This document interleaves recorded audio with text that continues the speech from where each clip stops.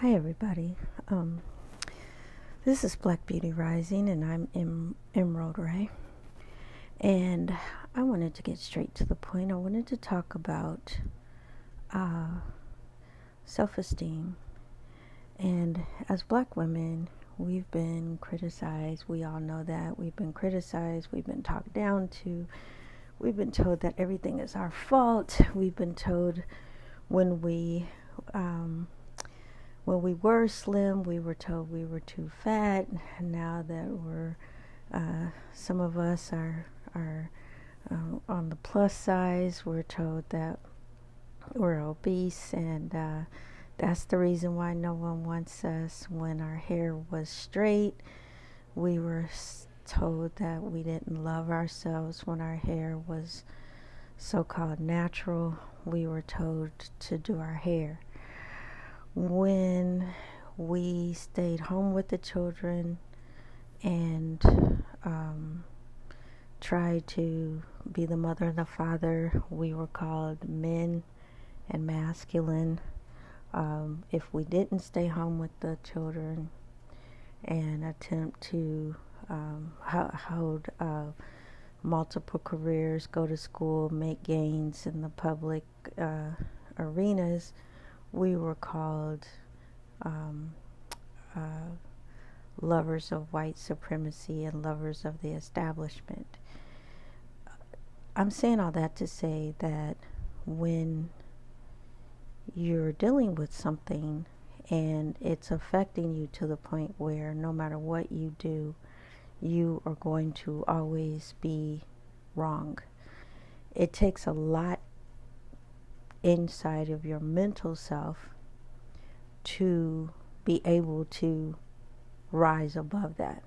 So we look at the situation and we see kind of like and this is as a collective, we see kind of like a Cinderella syndrome where you're dirty because you're cleaning, because you're the cleaning lady. So your clothes are dirty because you've been working. And you're criticized because you're dirty. You're laughed at to think that you could actually go to the ball and get the prince. And what was the truth in the story? That Cinderella, which is really her name, Cinderella was actually who the prince was looking for. But in that whole process of the magic taking place, and she in the midst of her taking care of all of these other women, okay, and not having her mother, which is all very symbolic, just having a father, and the father had married a stepmother, and she only had stepsisters. There was no one that was her mother had been taken away. So with that being said, she is going through life and she's attempting to do everything she's told to do and fit in, and she can't quite figure out why she is still hated, she's still talked about, she's still laughed about because of her dreams. Her dreams of self-esteem are ridiculed when she whispers and in a small little voice says that she plans to go to the ball as well. Not only is she ridiculed, but the symbolism is that her dress is torn to pieces. Now, what was the symbolism of the dress? Because the dress was meek in its look, but the dress was really symbolic because the dress represented that everything that she had to do all day, she still found time and scraps of material and a piece of yarn here, and in the end she had created, which is very important. She was a creatress, and she could take the divine feminine law is what she was representing. She could take a piece here and a piece there and put together a total. And you've seen that with Black women over our history. We've been placed at the bottom. We've been the cleaning lady. We've been beaten and abused and blah blah blah. But when we do find a piece of ribbon and a this and a that, and we put it all together, that look becomes what everyone wants to look like, right? So the two sisters and the stepmother were jealous of the fact that even in her meekness, they represented the fact that her beauty and her creative ability and her goddess, her divine femininity was above and beyond what they considered to be worldly. In other words, they had the more expensive dress, the more expensive clothes, their fingernails weren't broken, their hair was done, blah blah blah. But to just see her dress as mild as it was, as modest as it was, they got angry and shredded it up. And to keep her out of the ball, what did they do? They gave her extended amount of chores to do. So in spite of all of that, we know the rest of the story. The universe answers her, and as she sat there weeping and still attempting to do the rest of the things on the list so that maybe she could still go to the ball. And this is where you see black women, young girls, older, middle age, doesn't matter. Black women have been trying to do the list forever. We've been trying to do this list, and maybe if we just get these things done, then we'll be able to go to the ball. And she really wasn't wanting necessarily to go to the ball to try to snag the prince. She was just wanting to go and be a woman. She was wanting to go and be feminine. She was wanting to dress up like all the other women in the town. Now, doesn't that sound a lot like somebody you know? And so anyway, so she sits here, and the fairy godmother comes again. And what's deep about the symbolism of the fairy godmother is that it is the energy of the great mother. And the great mother answered her daughter. And she turned the pumpkin into a carriage. We know all of that. The mice were beautiful horses. And she ends up going to the ball way better than her counterparts. And she gets to the ball, and she comes in the ball, and she's just, again, in her spirit, she's just excited and amazed to be able to take part in something that all the other women are taking part in. And she's excited about this. And she gets to the ball, and she's looking at the ball, and she's looking around, and the prince sees her. And then they show a lot of symbolism in this little cartoon. They show that the sea of women and men parted, and the only thing the prince saw was her divinity. And he comes, and he knows that that's his wife, and he starts to dance with her and blah blah blah. Now she has to go at 12 o'clock. Now the symbolism of 12 o'clock is that there's a completed cycle, and she must return. And she's dancing, the clock strikes 12, she gets afraid, she starts running off, she leaves her shoe. Now, what was always amazing to me as a little girl is, why did everything disappear but the shoe? Everything disappeared. The shoe she had on, she had on, I don't think both of the shoes, well, there's actually, I think, kind of two versions. I saw two versions when I was a little girl. And one was, there was only one shoe, and the other one, I remember that she actually had the other shoe at home. But anyway, regardless, we know for a fact that there was one shoe left on the steps. Now, the pumpkin changed back, the horses, everything changed back, her clothes changed back.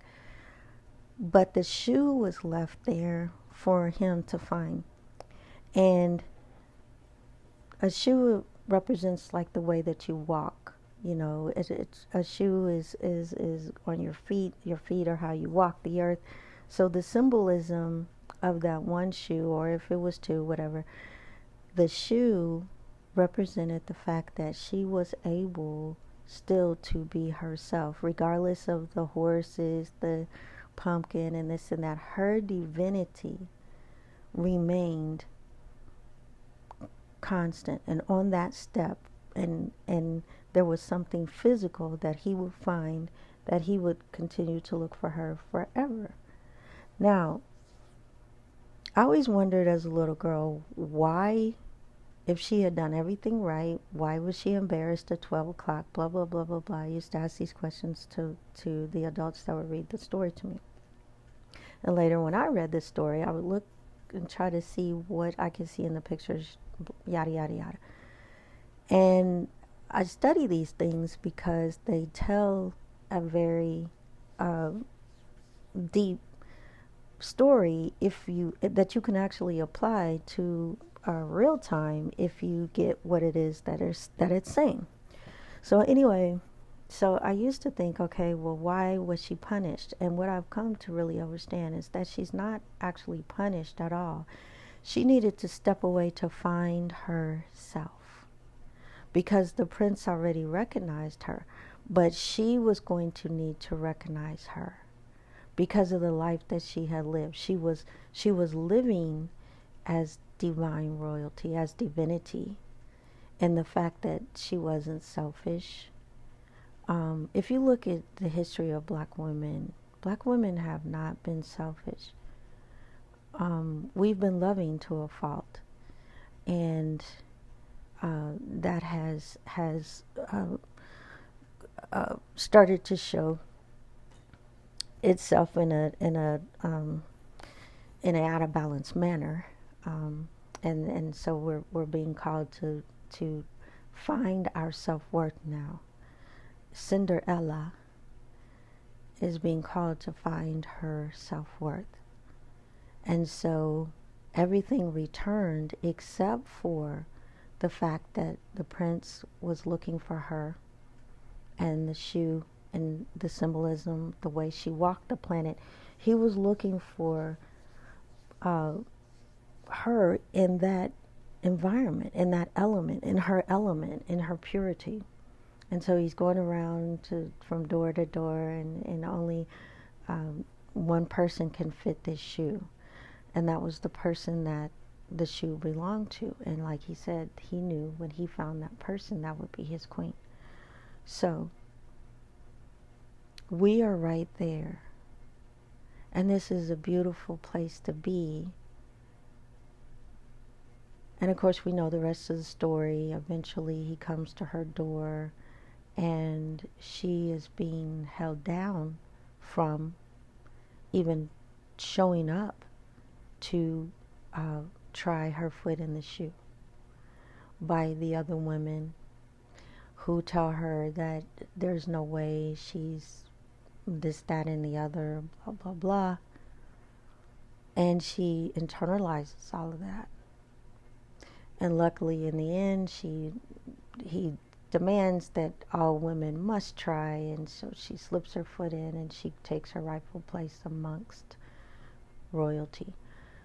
Again, all of that after the ball, that time was a time of self-reflection, where she was, because it was time for her to take her proper seat for all of the sacrifices and all of the time that she had given without being given to, all of the times that she had loved without being loved,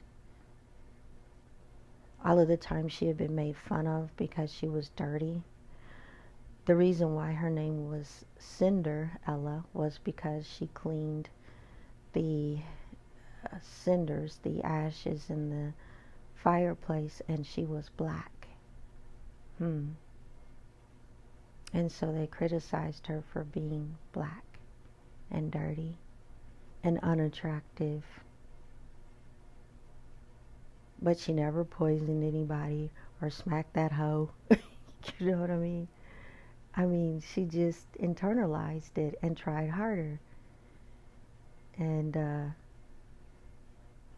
in the end, her beauty was recognized by the one that was supposed to receive that. And this is just a very powerful and symbolic story, childhood story, that can resonate to us as we start on this journey and we are dealing with self-awareness, because we've been criticized for everything. We've been criticized because we're too loving. And I believe there's a balance in being too loving. As we can see, we've gotten a backlash of being too loving. We've been disrespected because we've been too loving. Anytime you're too anything, that's too far on the other side, obviously. So the balance would be in the neutral point, right? But the thing about it all is that we are now in this process of having lost the shoe, but yet it's still there. And there are certain elements that are searching while we're in the process of finding ourselves and recognizing, because we have to recognize what we've internalized. That's what we're in the process of doing. So I'm going to talk more about this again. I didn't want to make this I didn't want to make this too long, but I just wanted to have that as kind of like my little introduction, something for us to think about. And I'm going to go into it a little more. And so again, welcome to the channel. This is a place where I really want to embrace, love, support Black women, because we need that. You know, we need that, and we have a right to have it. So, again, the name of this channel is Black Beauty Rising, and I am Emerald Ray. Thank you for joining me, and please like, comment, subscribe, and share. And I will be uploading content on a regular basis from here on out. And I so look forward to hearing your comments, sharing your thoughts, and continuing this journey with you. And always remember, as you run down those steps, your Black beauty's rising. Peace and much love.